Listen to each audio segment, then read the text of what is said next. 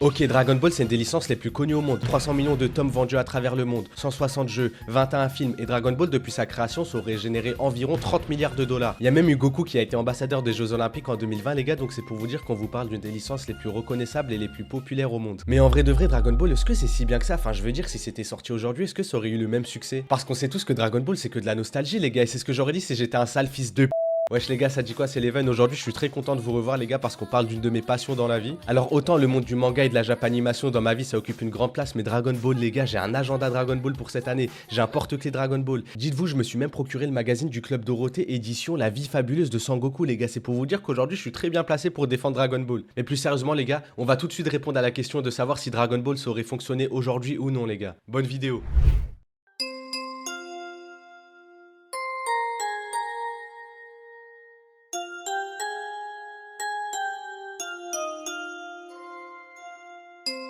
Bon les gars, pour savoir si Dragon Ball saurait marcher aujourd'hui ou non, ce que j'ai fait, c'est que j'ai regardé les mangas qui ont marché ces dernières années les gars. Si je fais ça, c'est pas pour faire de la comparaison malsaine ou inutile les gars, c'est juste pour comprendre les attentes des lecteurs vis-à-vis d'un manga. Parce que les gars, pour ceux qui savent pas, au Japon, il y a plusieurs magazines qui vont publier des mangas en fonction de leur genre. Genre par exemple les seinen, les trucs sérieux, les shoujo, les trucs de meufs, les shonen, ah la bagarre, nique ta mère, tout ça. Mais là les gars, en l'occurrence, quand on parle de Dragon Ball, c'est évidemment un shonen neketsu. Et quand on parle de shonen, parmi tous les magazines qui existent, le plus prestigieux c'est le Weekly Shonen Jump les gars. Et pour que vous ayez une idée d'à quel point le magazine il est prestigieux les gars, bah c'est justement le magazine qui a publié Dragon Ball du début à sa fin, donc il a fait 300 millions d'exemplaires pour 42 tomes. Ensuite on a juste One Piece qui est la deuxième bande dessinée la plus vendue de l'histoire des bandes dessinées, juste derrière Superman, et ça a dépassé Batman ces dernières années. Et tout ça sans compter les Bleach, les Naruto, etc. Donc c'est vraiment un magazine qui est prestigieux et c'est ce magazine dans lequel tu as envie d'être publié quand t'es mangaka, si tu veux percer à l'international et si tu veux percer tout court. Et en fait quand ton manga par miracle il est publié dans Shonen Jump, c'est les lecteurs qui vont émettre un avis pour savoir si on continue ta série ou pas. C'est pour ça que vous connaissez sûrement des mangas que vous avez dans votre bibliothèque qui ont que 3 tomes et qui sont arrêtés net, c'est parce qu'en fait les lecteurs ils ont décidé que c'était pas assez bien. C'est pour ça que les éditeurs en général ils disent allez nique ta race de là, le succès d'estime il est même pas là, tu veux qu'on te publie.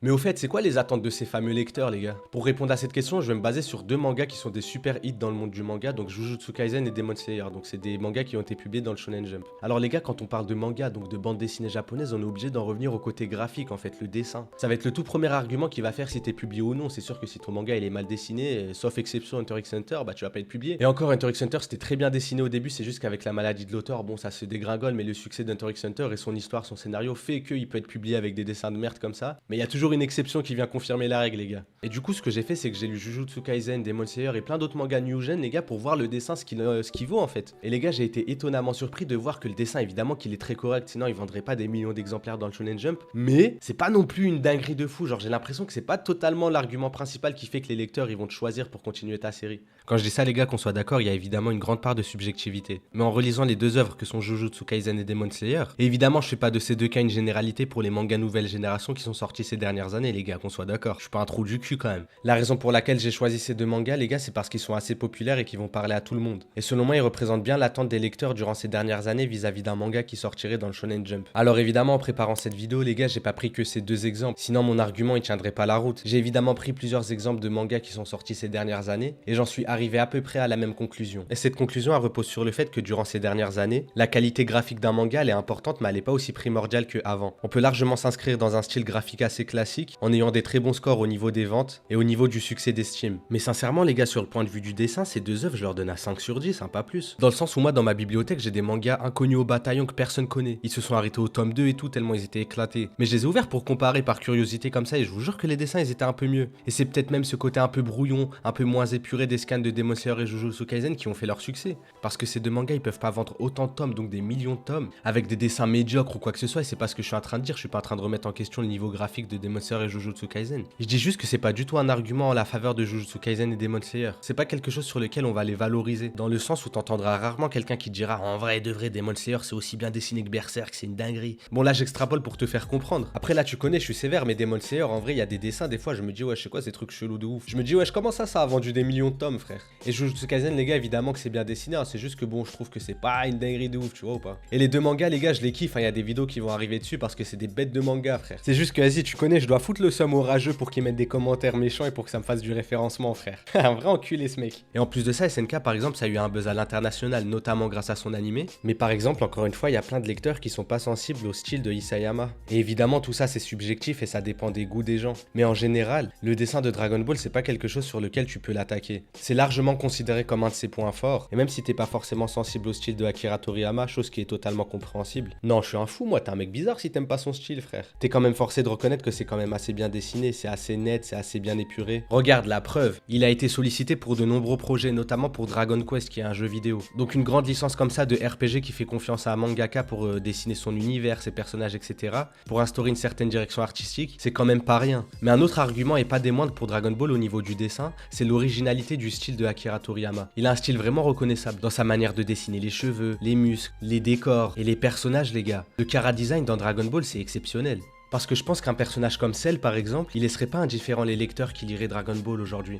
Parce que faire un cafard sous forme parfaite aussi stylé, les gars, c'est compliqué. Bon là, je vous ai cité Cell, les gars, mais il y a tellement de chara design dans Dragon Ball qui sont incroyables. Par exemple, des personnages comme Kid Buu, Mirai Trunks, etc. Les gars, la liste, elle peut être très longue. Je peux vous en citer encore 50 des personnages qui, selon moi, ont un chara design incroyable. Donc les gars, le chara design proposé dans Dragon Ball, c'est encore, selon moi, un aspect qui va faire en sorte que Dragon Ball, ça va être mis en avant dans le Shonen Jump s'il sortait aujourd'hui. Et au-delà de ça, les gars, je pense que le chara design dans Dragon Ball, il taperait dans l'œil de nombreux lecteurs du Shonen Jump. Parce que les gars, c'est impératif pour une œuvre et encore plus pour un manga où il y a autant de concurrence que ça, de ne pas créer l'indifférence chez les lecteurs. Que ce soit pas un énième manga qu'on lit comme ça avec des dessins classiques, une histoire classique, etc. Et c'est surtout cette indifférence des lecteurs qui est compliquée au niveau du Shonen Jump.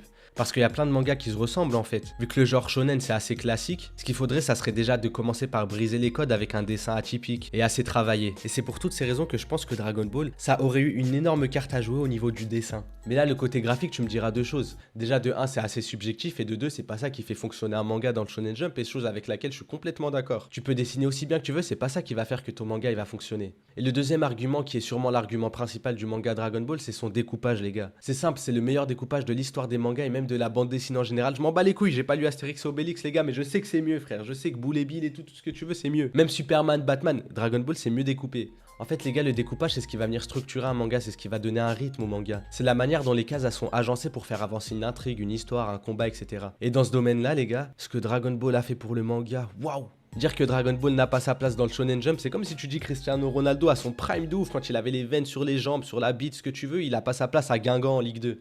Ou en Ligue 1, je sais plus. Wesh ma gueule, il a sa place 1000 fois, il va mettre des triplés tous les matchs. C'est la même chose pour Dragon Ball, gros. Si tu le mets dans le Shonen Jump avec le découpage et le dessin, ah frérot, il va faire des millions de ventes le poteau. Mais vu qu'un exemple vaut mieux que 1000 mots, les gars, je vais vous prendre l'exemple du combat entre Goku et Freezer qui est juste comme ça le plus grand combat de l'histoire des mangas. Donc pour notre exemple, les gars, on se situe au tome 27, page 19. Donc sur cette planche, on peut voir Goku qui fait face à Freezer, mais quand on n'a pas le contexte et qu'on connaît pas Dragon Ball, on sait pas vraiment ce que ça raconte. C'est pour ça que sur la même portion de page à gauche, on a le visage de Freezer qui est apeuré, essoufflé et qui se rend compte que la prophétie qu'il avait peur donc du Super Saiyan elle se réalise et qui va lui niquer sa mère Goku. Et juste en bas, on a un zoom sur le visage de Goku qui est confiant, concentré et énervé et prêt à lui niquer sa race. Et sur la case en bas de la page, on peut voir Goku qui est dessiné à l'horizontale. Donc on peut voir qu'il va venir se déplacer rapidement. Et le coup de génie au niveau du découpage ici les gars, c'est que Akira Toriyama il va venir faire un truc qui était pas très populaire à ce moment-là. En tout cas pour ma part, j'ai pas lu de manga de l'époque qui utilisait la même technique. Mais en gros, vous êtes d'accord avec moi qu'un manga ça se lit de droite à gauche. Et ben en fait Akira Toriyama il va faire en sorte que Goku il finisse son mouvement à la page de gauche. Et en fait quand on a le manga entre les mains, il faut savoir que Goku il finit son attaque sur la page suivante. Et ça c'est un peu le move signature de Toriyama. Ça a pour effet de faire en sorte que quand tu lis le manga, le rythme il soit pas cassé. Tout est compréhensible et c'est vraiment fluide de lire Dragon Ball. Et ce qui est incroyable, c'est que c'est une constance dans tout le manga. Tout le manga, il est bien découpé, les gars. Et Freezer, après avoir reçu ce coup, il reprend ses esprits, il se redresse et là, boah, uppercut de Goku. Tu vois ce que je veux dire? C'est vif, t'as pas besoin de faire tac tac, c'est rapide, frère. T'es pas dépaysé par un rythme de merde où dans le combat, il lui met un coup. Après, l'ennemi lui parle. Oh mec, tu sais avec tes... Ah frérot, que des patates et c'est bien fait en fait, c'est bien à lire, tu vois, ça va vite. Et évidemment, les gars, il y a autant d'exemples qu'il y a de pages dans Dragon Ball pour vous prouver que le découpage, il est incroyable. Et évidemment, les gars, je suis pas un trou du cul, je vous ai pas pris un exemple sorti de nulle part juste pour vous montrer que le découpage, il est bien. Ce qui est bien dans Dragon Ball, c'est qu'il y a une constance au niveau du découpage. C'est pas bien que pendant des combats ou que pendant des moments de tension. C'est bien tout le long du manga au point où je peux dire que tu peux vraiment lire le manga en une après-midi tellement c'est fluide. Bon, j'abuse, il y a 42 tomes, mais tu vois ce que je veux dire. Mais je sais pertinemment que la plupart d'entre vous, vous êtes des animés only, vous lisez pas vraiment de manga, vous regardez que les animés, ce que je peux comprendre en vrai. Il y a plus d'émotions quand il y a de la musique, les voix, l'ADA, l'ambiance, etc. que quand c'est juste un manga papier, je le comprends totalement. Mais faut que vous compreniez qu'un manga, pour qu'il soit animé, faut qu'il ait un certain succès au niveau du format papier. Faut que les lecteurs ils le valident, faut qu'il fasse ses preuves preuve au niveau des ventes, au niveau du succès d'estime, etc. Et c'est pour toutes ces raisons que je pense que si Dragon Ball ça sortait aujourd'hui, ça aurait largement du succès au niveau papier, les gars. Et ce serait adapté ensuite en animé. Mais le problème avec l'animé existant de Dragon Ball, c'est qu'il date des années 90. Et les studios d'animation, évidemment, ils ont fait des dingueries avec l'animé Dragon Ball. Vraiment, c'est incroyable. Le combat entre Cell et Goku, Goku, Majin Vegeta, etc. Mais le truc, c'est qu'en général, les gens qui disent que Dragon Ball c'est nul, c'est qu'ils ont regardé que l'animé. Et c'est sûr que si tu regardes l'animé de Dragon Ball, tu vas pas trouver ça aussi bien que si tu lis le manga. Wesh, il y a des combats, ils durent 3 siècles. Wesh, le combat entre Freezer et Goku, c'est devenu un mème carrément, tellement c'est long. Moi, si j'arrive à regarder l'animé Dragon Ball, c'est parce que j'ai grandi avec, c'est mon manga préféré, etc. Mais un mec qui vient de découvrir, il lance 5 épisodes, c'est lent de ouf, c'est rétro à la mort, t'as l'impression que c'est en 1940 que c'est sorti, c'est normal. C'est pour ça que les gars, tous ceux qui connaissent pas vraiment Dragon Ball et qui regardent cette vidéo, peut-être il y en aura un ou deux, lisez le manga, les gars, vraiment croyez-moi, vous allez pas être déçus. Et vous allez comprendre pourquoi on dit que c'est un des plus grands mangas de l'histoire. Et là, tu me diras encore une fois que c'est pas assez pour qu'un manga y perce, que ça soit bien dessiné, que ça soit bien découpé. Et moi, je te répondrai que si, en vrai. Mais c'est sûr que si ton manga il est vide, il est pas intéressant, il est nul, personne va le lire. Et c'est là que la plupart des gens ils se trompent parce que les gars, au niveau du scénario Dragon Ball, et encore plus dans le contexte actuel, ça aurait explosé de malade mental. Et je vais vous le prouver tout de suite. Dragon Ball, ça souffre d'une très mauvaise promotion au niveau du scénario. Vu qu'on prend Dragon Ball pour acquis, vu que c'est un manga culte qui est sorti à 40 ans, tout le monde connaît l'histoire, tout le monde sait que contre Freezer, Goku il va se transformer en Super Saiyan, même nos parents ils le savent. Même quelqu'un qui a jamais lu une seule page de Dragon Ball, il sait à peu près que Goku il se transforme en Super Saiyan pour battre Freezer. Parce que les gars, c'est important de se remettre dans un certain contexte. Mettez-vous à la place d'un lecteur des années 80-90 du Weekly Shonen Jump. Toutes les semaines il suit Dragon Ball et c'est sûr que si c'était juste des combats, bah tous les lecteurs ils auraient lâché l'œuvre depuis longtemps et ça aurait jamais buzzé. Sauf que les gars, comme on va le voir plus tard dans la vidéo, au niveau tension, enjeu et scénario, les gars, Dragon Ball c'est vraiment maîtrisé à merveille. Comme j'ai dit auparavant, les gars, Dragon Ball ça souffre vraiment du fait que ça soit culte. Quand on prend un regard objectif vis-à-vis de l'œuvre, les gars, faut se remettre à zéro, faut faire comme si on connaissait pas du tout l'œuvre. Et les gars, objectivement, sur le point de vue de la tension, du scénario et des enjeux, les gars, Dragon Ball c'est vraiment incroyable. Et pour vous le démontrer, les gars, on va revenir sur certains événements qui ont eu lieu dans Dragon Ball, les gars, qui montrent bien qu'il y a des plot twists de baisers, des cliffhangers, de la tension, du suspense, des morts, etc. frère. Mais on va un peu rembobiner l'œuvre. Souvenez-vous à la fin du 21e Tenkaichi Budokai. Comment on introduit le grand méchant de la première partie d'un manga? En faisant une preuve de puissance? En tuant un personnage un peu osef? Bah non, dans Dragon Ball, on tue le meilleur ami du héros sans même qu'on ait vu cette mort. Boum, le drame. Imagine, t'es un lecteur, tu découvres ça. C'est comme si dans Naruto, Sasuke il meurt au début de l'œuvre pour introduire Orochimaru. Mais encore ça va. On se retrouve quand Goku il est adulte et qu'il a un enfant. Déjà, première révélation, Son Goku il a un enfant. Bref, il est en train de présenter Gohan à ses amis. Et c'est pas d'un coup il détecte un ki surpuissant d'une personne inconnue. Et cette personne inconnue, elle se rapproche.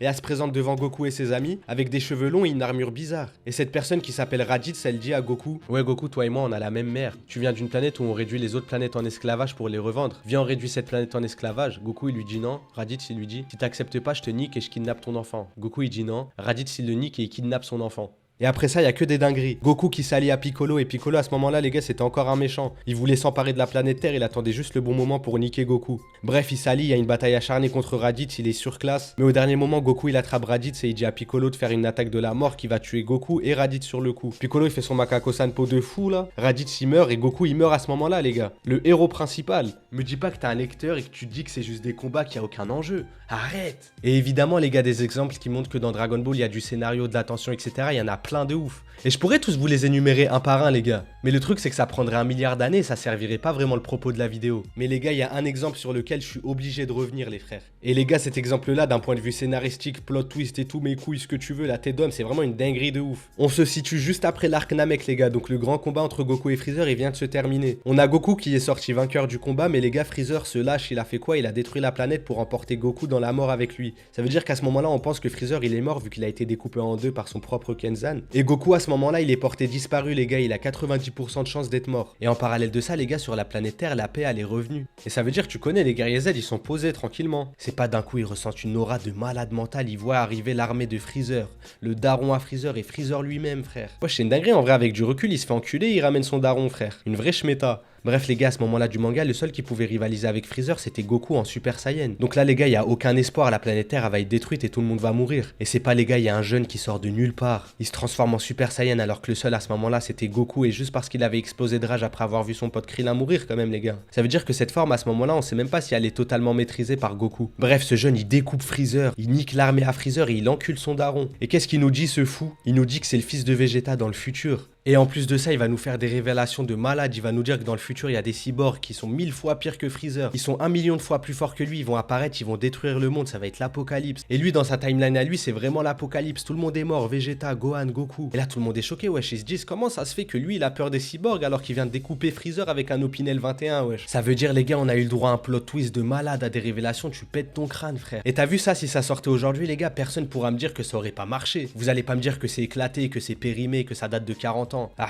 frère, la tête d'homme, c'est encore d'actualité, des révélations comme ça, et ça sera toujours d'actualité, frère. Dans un bail narratif, dans un livre ou ce que tu veux, quand il y a des révélations, un plot twist et tout, ça crée de l'engagement vis-à-vis du lecteur. Il a envie de découvrir la suite, il a envie de voir qu'est-ce qui va se passer, comment ils vont niquer les cyborgs et tout, tu vois ce que je veux te dire? Ça veut dire, les gars, Dragon Ball, sur le point de vue du scénario, de la tension, des enjeux, etc., les gars, c'est exceptionnel aussi, frère. Et c'est largement pas un de ses points faibles, et c'est sûrement un de ses points forts, frère. C'est juste que c'est un truc qui est vraiment sous-coté à cause de l'aspect extérieur de Dragon Ball, où t'as l'impression c'est que des combats, des transformations à la con et tout. Et non, mon gars, Dragon Ball, c'est vraiment une dinguerie à tous les niveaux, frère. Parce que c'est sûr que si c'était que des combats Dragon Ball, on serait tous passés à autre chose. On aurait juste retenu la morale de Dragon Ball, ouais, faut se dépasser et tout, mais sinon on serait passé à autre chose depuis longtemps, on serait pas des fans comme ça, je serais pas en train de faire une vidéo pour défendre Dragon Ball face à des connards de détracteurs qui connaissent rien à ma gueule. Mais c'est qu'il y a un minimum de profondeur. Pour ceux qui disent que Dragon Ball c'est que de la nostalgie, c'est évident qu'il y a une grande part de nostalgie, les gars. On serait pas là à 45 ans à défendre Dragon Ball, à acheter des figurines, à être émerveillé quand il y a un jeu Dragon Ball qui sort. Évidemment qu'il y a une grande part de nostalgie, les gars. Mais il y a pas que ça, on a grandi, on est adulte. Il y a plein de dessins animés de mon enfance dont je suis passé à autre chose, genre c'était bien quand j'étais petit, mais voilà quoi, c'est des dessins animés pour les petits. Sauf que c'est pas le cas pour Dragon Ball, les gars.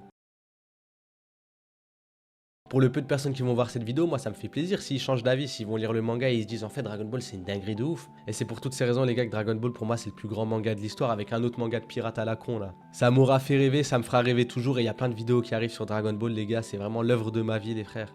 C'était Leven, merci d'être resté jusque là, les gars, restez branchés pour les prochaines vidéos, il y en aura une par semaine. On s'attrape, les frères, abonnez-vous à ma chaîne Twitch.